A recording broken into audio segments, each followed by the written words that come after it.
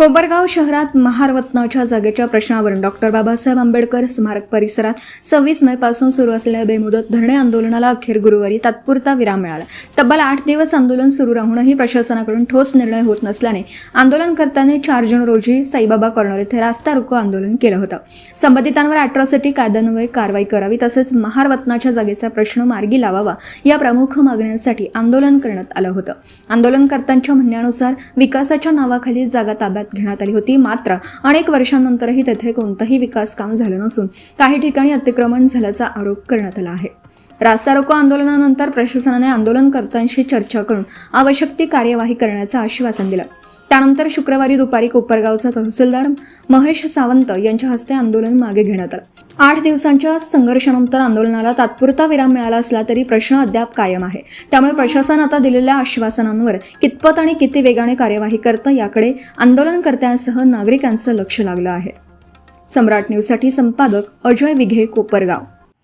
Bharat Ratna doctor Babasaheb Ambedkar चौकामध्ये जे बेमुदत धरणे आंदोलन दलित समाजातील काही बेघर व्यक्तींनी सुरू केलेलं आहे, त्या आंदोलनाच्या अनुषंगानं मी आपणाला सांगू इच्छितो की यापूर्वीच आम्ही या विषयामध्ये शासनाकडे एक LAQ झालेला होता मागं, त्याच्यामध्ये पूर्ण टिप्पणीसहित अहवाल आम्ही सादर केलेला आहे। या व्यतिरिक्त अनुसूचित जाती आयोगाकडं आपली जी अर्ज केला होता त्या अनुषंगाने आम्हाला विचारणा झाली होती, त्याच्यात देखील आम्ही पूर्ण त्यांच्या त्रुटी आल्या होत्या, त्या त्रुटीसहित अहवाल परिपूर्ण माननीय जिल्हाधिकारी साहेबांच्या सहीनं पाठवलेला आहे। त्याच्यामुळे याच्यात जे काही कायदेशीर बाबी होणार आहे ते होणारच आहेत, म्हणजे काही चुकणार नाही कोणाला। फक्त एवढंच आहे की आता टेम्परेचर 46-47 डिग्रीपर्यंत पोचतं आहे। आपण या ठिकाणी धरणे आंदोलन किंवा असा प्रकार करू नये। ह्याच्यात जे तुमच्या मागण्या होत्या की शासनाच्या त्याच्या नियमानुसार जी कारवाई होईल ती होणारच आहे। कुणी असेल तर चुकत नाही, आपण पाहतो आता किती मोठा असेल किती लहान असेल त्यांनी कायद्याचा भंग केला तर त्याला शिक्षा होणार, कायद्याचा बडगा नक्की उगारला जाणार आहे। फक्त संयमशीर मार्गाने आपण संयम पाळावा अशीच विनंती राहील।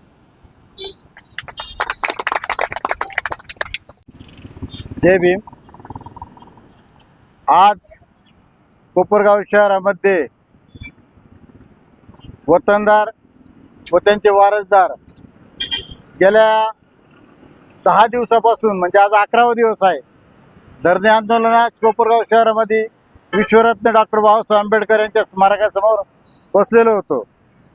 कालच आम्ही चांगल्या प्रमाणामध्ये या आंदोलनाला सुरुवात करून शासनाला जाग आणण्याकरता रास्ता रोको आंदोलन केलं आणि त्याच्यानंतर जे पडसाद उमटले ते अशा प्रकारे होते की रात्री कोपरगाव PSI कुंभारे साहेब यांनी आम्हाला पोलीस स्टेशनला बोलून सखोल माहिती दिली व त्यांनी DYSP साहेब यांच्या संग फोनद्वारे चर्चा केली आणि त्यांना आम्हाला जे अवगत होतं त्यांनी आम्हाला चांगल्या प्रकारे, म्हणजे आमची जी गैरसमज आहे तो दूर होईल अशा प्रकारे त्यांनी मार्गदर्शन केलं।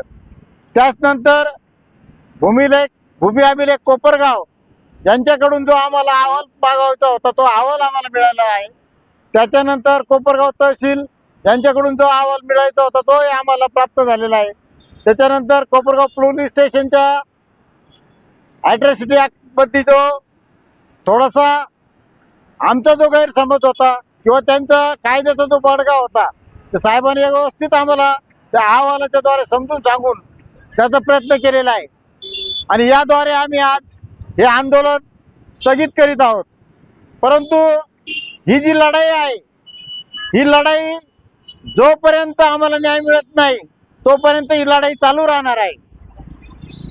आता पावसाळी अधिवेशन आहे अजून 2 ते 3 महिन्यानंतर, आणि तोपर्यंत याचा निर्णय जर लागला नाही तर कोपरगावचे जेवढे खातेदार वतनदार यांना घेऊन आम्ही महाराष्ट्र राज्य मुंबई मंत्रालय यांच्या समोर उपोषणाचा एक हातर आम्ही तिथे उपसणार आहे। यामध्ये दलित समाजाच्या जेवढ्या मुंबईमध्ये संघटना आहे, जेवढे आमचे पक्ष आहे, या पक्षाला प्राचारण करणार आहे। त्यांच्या संग आमचं आता बोलणं चालू आहे, पत्रव्यवहार चालू आहे। त्याच्यानंतर तिथं जे आमच्या नातेसंबंधातले काही व्यक्ती आहे त्या व्यक्तीने हे जो आम्ही आंदोलन करणार आहे मुंबईमध्ये त्या आंदोलनाची जबाबदारी त्या व्यक्तीने स्वीकारलेली आहे. त्यामुळं जर आम्हाला या कोपरगाव शहरामध्ये PSI असतील, DYSP असेल किंवा कलेक्टर साहेब असेल यांनी जर न्याय दिला नाही तर पावसाळी अधिवेशनाच्या आधी आम्ही संपूर्ण खातेदार व वतनदार मुंबईमध्ये उपोषणाला बसणार आहे मंत्रालयासमोर. याची शासनाने दक्षता घ्यावी. त्यानंतर इथं जे आम्हाला सहकार्य केलं त्याबद्दल आमच्या महिला भगिनी असतील, आमचा तरुण वर्ग असेल, आमचे पोरं असतील, कर्मचारी असतील, यांनी जे सहकार्य केलं यांचेही मी त्याबद्दल आभार मानतो. त्यानंतर जे तुम्ही मीडियावाल्यांनी आम्हाला सहकार्य केलं तुमचा देखील आभार मानतो.